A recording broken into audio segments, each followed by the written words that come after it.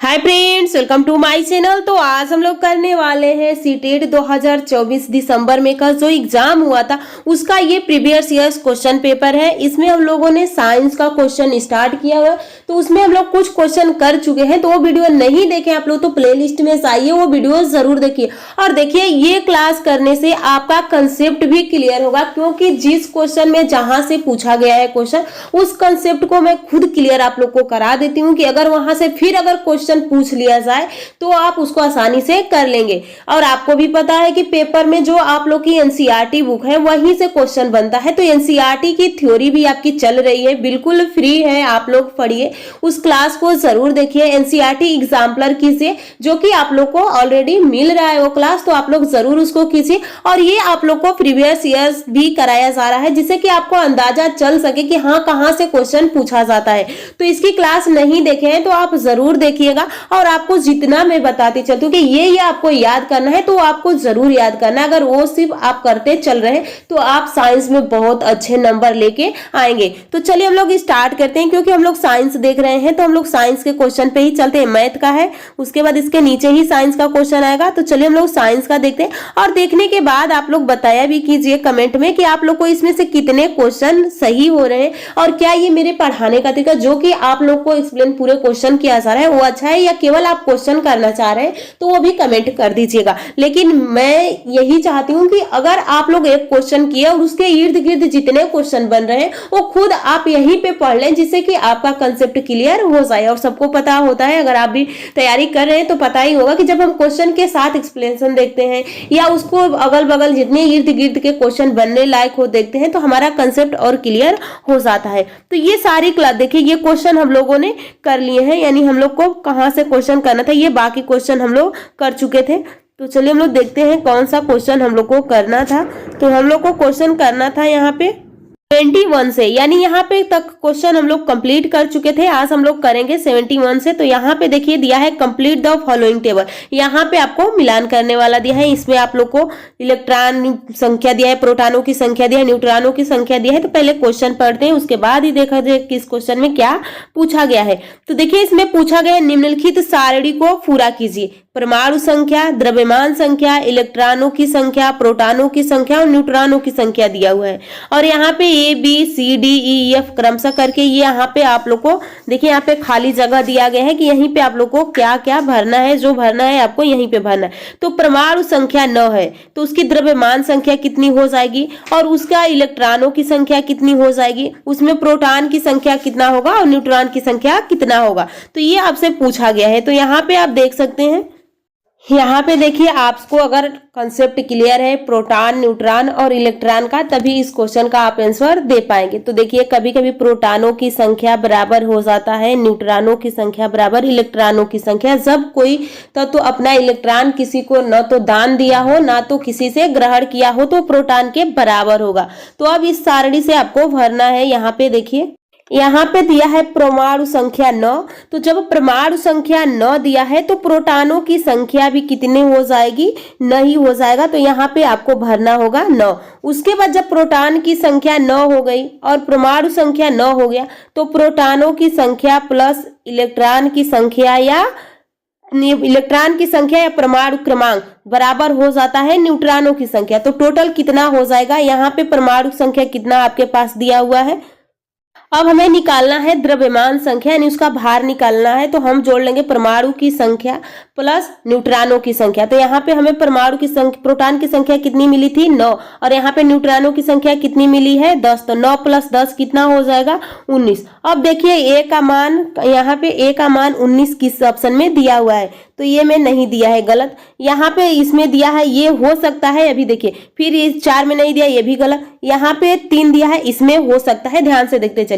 उसके बाद हमने सी की जगह पे 9 भी भर दिया, यानी अब हम लोग के इस ऑप्शन में यहाँ पे कितना आ जाएगा 19 आ जाएगा। अब हमारे सामने बी बच गया, और जब बी बच गया है तो प्रोटॉनों की संख्या बराबर इलेक्ट्रॉनों की संख्या होती है। तो प्रोटॉनों की संख्या कितनी है? 9 है। तो इलेक्ट्रॉनों की संख्या भी कितनी हो जाएगी? 9 हो जाएगी। तो हमने कौन ए बी सी भर लिया। अब हमारे पास ऑप्शन डी बच गया है। अब डी में हम क्या भरेंगे? तो यहाँ पे आप देख सकते हैं कि हम डी में क्या भरेंगे? परमाणु संख्या। तो परमाणु संख्या क्या हो जाता है? प्रोटॉनों की संख्या बराबर परमाणु क्रमांक होता है। तो यहाँ पे प्रोटॉन की संख्या 12 दिया है, तो ये भी कितना हो जाएगा?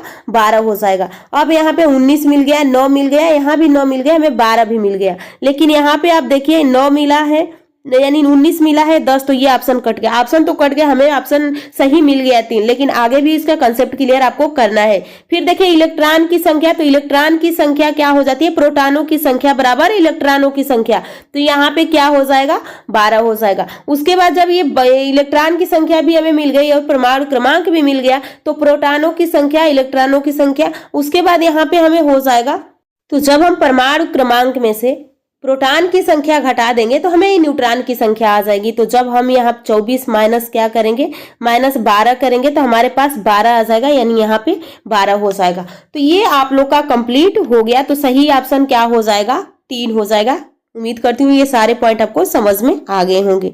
एक बार समझ लीजिए, प्रोटॉनों की परमाणु क्रमांक बराबर प्रोटॉनों की संख्या बराबर इलेक्ट्रॉनों की संख्या। तो यहाँ पे अगर पूछ लिया जाए तो क्रमांक बराबर प्रोटॉनों की संख्या बराबर इलेक्ट्रॉनों की संख्या होता है। अब जब हमें निकालना हो न्यूट्रॉन की संख्या, तो जो परमाणु क्रमांक दिया है, क्रमांक में से हम माइनस प्रोटॉन कर देते हैं तो हमारे पास न्यूट्रॉनों की संख्या निकल के आ जाता है। हम इसी कंसेप्ट से इस क्वेश्चन को सॉल्व किए हैं। आगे देखिए अगला क्वेश्चन क्या है? कथन और कारण का दिया हुआ है। तो पहला यहाँ पे कथन देखिए क्या कहा है? अवमुखी उत्तल दर्पण का उपयोग वाहनों में पश्च दर्शन दर्पण रिव्यू मिरर के रूप में होता है। यह ऊर्ध्व शीर्ष या विविध वर्धित प्रतिबिंब बनाता है।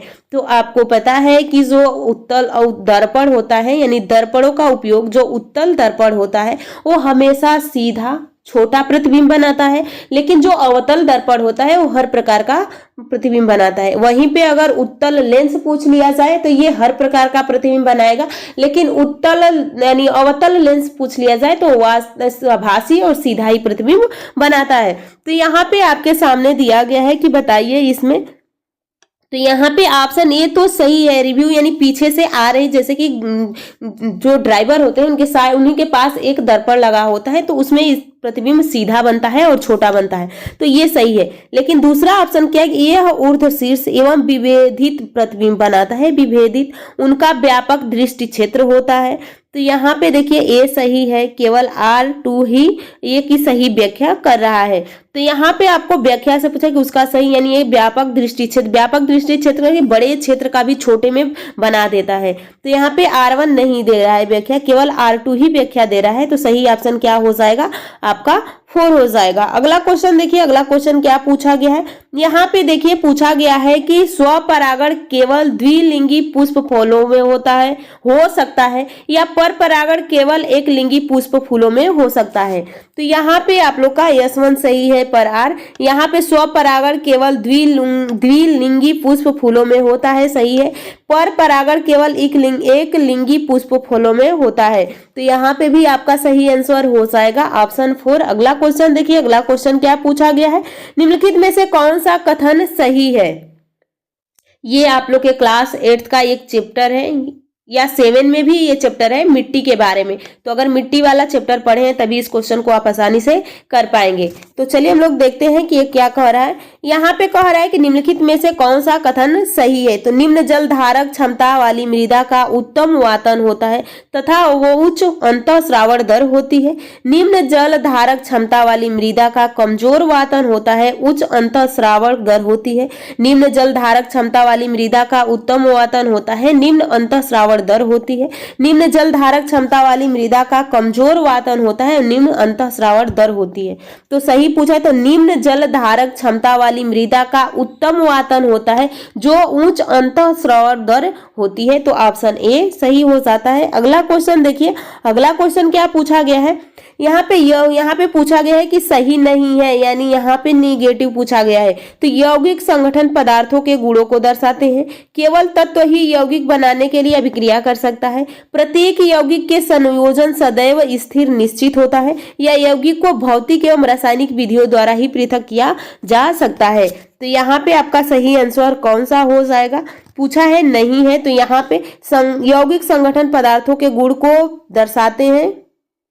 उसके बाद केवल तत्व यौगिक बनाने के लिए अभिक्रिया करते हैं, भी गलत है। उसके बाद पूछा है प्रत्येक यौगिक का संवेदन सदैव स्थिर निश्चित होता है, तो ये सही बात है। तो सही नहीं पूछा है, गलत पूछा है। यौगिक को भौतिक एवं रासायनिक विधियों द्वारा ही पृथक किया जाता है, ये भी गलत है। तो यहाँ पे देखिए ए, बी और डी किस में है? तो ऑप्शन 4 में है। अगला क्वेश्चन देखिए, अगला क्वेश्चन क्या है? निम्न में से कौन सा कथन व्हेल और डॉल्फिन में श्वसन के संदर्भ में सही है? तो यहाँ पे देखिए विलीन ऑक्सीजन का उपयोग नहीं कर सकती हैं, इनके पास गिल क्लोम होते हैं, इनके पास बृहद नसाद्वार होता है, ये प्रायः जल पृष्ठ पर श्वास लेने के लिए आती हैं। तो यहाँ पे आपसे पूछा है कि सही बताना है आपको, तो यहाँ पे कौन सा हो जाएगा? यहाँ पे आप सही यहाँ से चुनिए। तो यहाँ पे आप देख सकते हैं ये विलीन ऑक्सीजन का उपयोग नहीं करती हैं, इनके पास गिल्स क्लोम होते हैं, इनके पास बृहद नासाद्वार होता है और यह प्रायः जल पृष्ठ पर श्वास लेने के लिए आती है, ये भी सही है। तो आपका ए, सी और डी ऑप्शन 3 हो जाएगा। अगला क्वेश्चन देखिए, अगला क्वेश्चन क्या पूछा गया है? अगला क्वेश्चन है विज्ञान में कला एकीकृत अधिगम को बढ़ावा देने की संभावना निम्न में से किस में सबसे अधिक है? तो यहाँ पे दिया है ऑप्शन है जर्नल लेखन क्षेत्र भ्रमण द्वारा, पोर्टफोलियो उपव्याख्यान प्रमुखों द्वारा, परियोजनाओं पोर्टफोलियो के द्वारा और उपव्याख्यान प्रलेख जर्नल लेखन द्वारा। तो सही ऑप्शन आपका 3 हो जाएगा, परियोजनाओं और पोर्टफोलियो के द्वारा। अगला क्वेश्चन देखिए, अगला क्वेश्चन क्या पूछा है? नाइक्रोम का प्रयोग विद्युत टोस्टर और विद्युत गीजर जैसे यंत्रों में तापन तंत्र के रूप में तत्व के रूप में होता है। नाइक्रोम का उच्च गलनांक और निम्न प्रतिरोधकता होती है। तो यहाँ पे आपका सही ऑप्शन हो जाएगा। यहाँ पे आपसे पूछा गया है कि बताइए इसमें से कौन सा सही है या कौन सा सही नहीं है। तो यहाँ पे ए सही है पर आर गलत है। अगला क्वेश्चन देखिए, अगला क्वेश्चन क्या है? मानव पाचन तंत्र में पीत रस के कार्य के संबंध में निम्नलिखित में से कौन सा कथन सही है? तो यहाँ पे देखिए यह आमाशय से आते हुए आंशिक रूप से पचे भोजन को क्षारीय बना देता है, यह वसा के पाचन में सहायता करता है। तो यहाँ पे आपसे पूछा गया है कि बताइए इसमें से कौन सा सही है? तो यहाँ पे आपका सही हो जाएगा ए और बी दोनों सही है। यानी पित्त का निर्माण हमारे लीवर में होता है, स्टोर पित्ताशय में होता है, ये वसा का पायसीकरण करता है, यानी वसा को छोटे छोटे टुकड़ों में तोड़ने का कार्य करता है और ये क्षारीय होता है। अगला क्वेश्चन देखिए, अगला क्वेश्चन क्या है? अगला क्वेश्चन है निम्नलिखित सूचनाओं के आधार पर उन पदार्थों की पहचान कीजिए जो जलने पर ज्वाला देते हैं। तो जलने पे ज्वाला कौन देगा? तो यहाँ पे आप देख सकते हैं द्रव है। यहाँ पे पहला देखिए ए ठोस है, जलने पर वाष्प बनाता है। उसके बाद यहाँ पे दिया है द्रव है, जलने पर वाष्प नहीं बनाता। हाँ, ठोस है जलेगा तो वाष्प बनाएगा, द्रव है जलेगा तो वाष्प नहीं बनाएगा। तो यहाँ पे सही ऑप्शन आपका बी और सी हो जाएगा। तो बी में द्रव जो तरल है जलने पर वाष्प बनाता है, तो ये सही है। उसके बाद जो भी द्रव है वो भी तरल है लेकिन वाष्प, यहीं पे देखिए ठोस भी वाष्प बनाता है, तो ये भी सही है। तो ऑप्शन आपका सही हो जाएगा बी और सी। तो आज की क्लास हम लोग यहीं पे समाप्त करेंगे। नेक्स्ट क्लास में बाकी के जो क्वेश्चन है उसको करने वाले हैं। तो आप लोग चैनल को सब्सक्राइब और वीडियो को लाइक कीजिएगा, कमेंट करके जरूर बताइएगा कि आपको क्लास कैसा लगा।